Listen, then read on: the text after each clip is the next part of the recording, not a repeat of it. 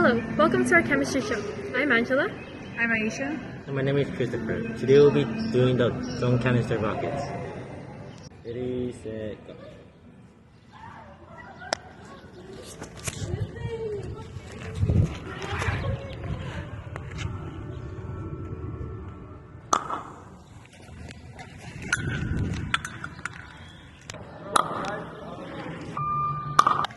But I also don't want to get near to me. We lost. It went up there. Oh.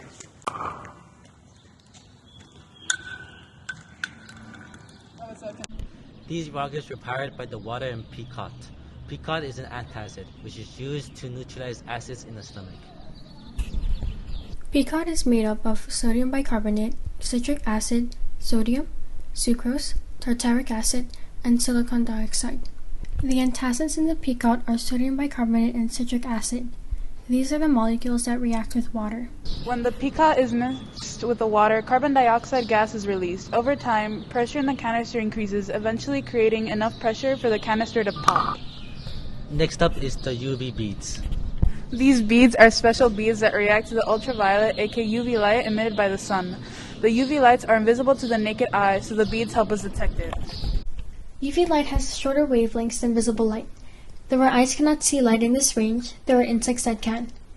To help us see this light, the UV beads have something called photochromic dye. This dye changes color when it comes to the contact with ultraviolet light. When put under the sun, the UV beads change color. The beads don't even have to be directly under the sun to change color. Oftentimes, UV light is reflected off surfaces, causing the beads to change color even in the shade.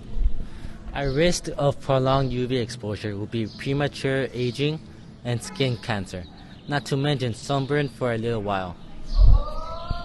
These are obviously not good effects. We should protect our skin with UV blocking mechanisms. We can test out the UV blocking mechanisms using our beads.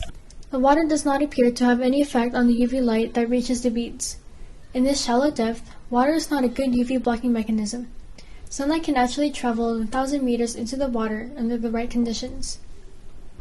Next up, we have the medicine bottle. And here we have sunglasses. The beads in the medicine bottle stayed neutral colored, meaning it didn't receive UV light. The medicine bottle is a good UV blocking mechanism.